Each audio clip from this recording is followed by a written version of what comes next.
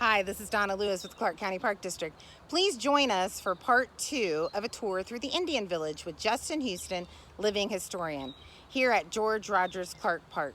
We hope you enjoy. Thank you. So here at George Rogers, again, we have very many different dwellings represented. And this little lean-to we have here is very nice in that it's a wattle and daub.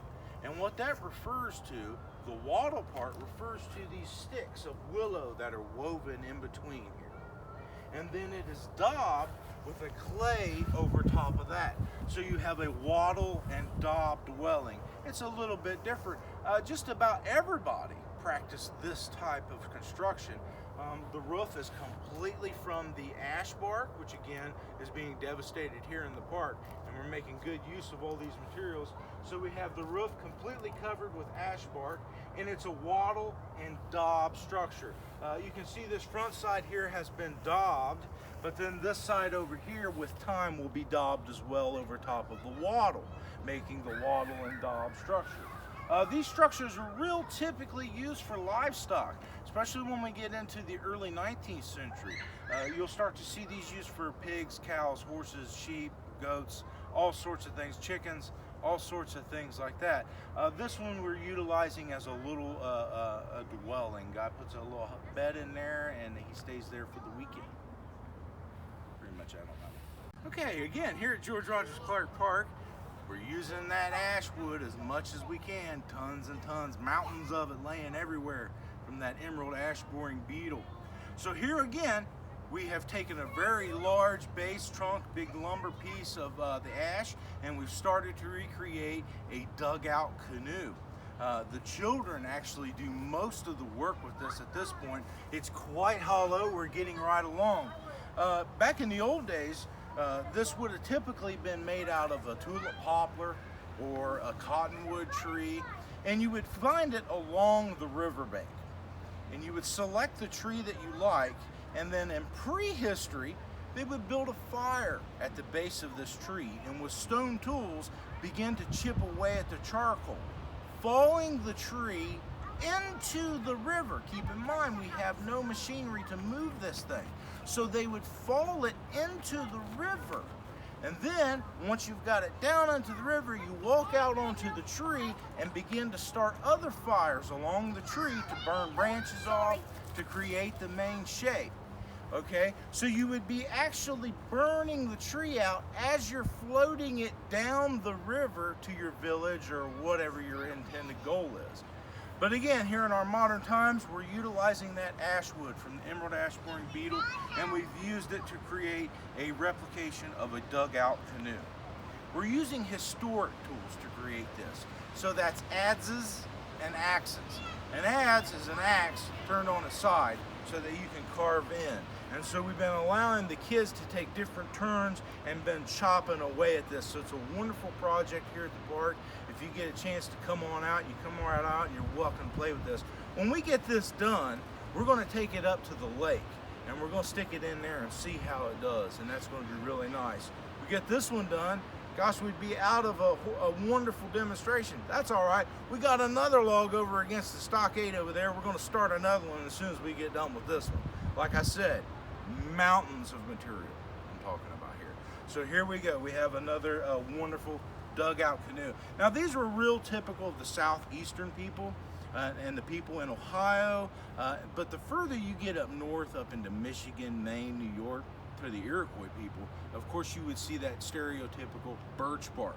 Now we would have had dugout canoes here out of a single log because mainly the birch bark doesn't grow down here. It's just way too hot down here for the birch bark, for the paper birch tree to grow. You have to go up north for that. They're a superior boat. They're very light. They're very beautiful. But the dugout canoe is what we used here, and these are the super tankers. Because with a birch bark canoe, first time you run into a root under the water, gosh, everybody's got to take the boat out. You got to find a pine tree, get some sap, and you got to fix this thing, put it back in the water, and then you run in another hole. With this thing, you can pitch it off the cliff, and it can roll down the bank, land in the water, and you jump in it and take off down the road. These were super tankers. These could take anything. George Rogers Clark Park at Kispoko Town. we've replicated all of the dwellings of the people of the Eastern Woodland that Tecumseh visited. Now, Tecumseh went down south and tried to recruit these Cherokee people, and a few people. Wasn't so successful, but he did visit them, and he did get a few to ally with him in Prophetstown. So we represented the southeastern people here with our thatched dwelling. Again, this entire structure is framed up from the ash trees that are dead here in the park. But then what's wonderful is the thatching refers to the roof.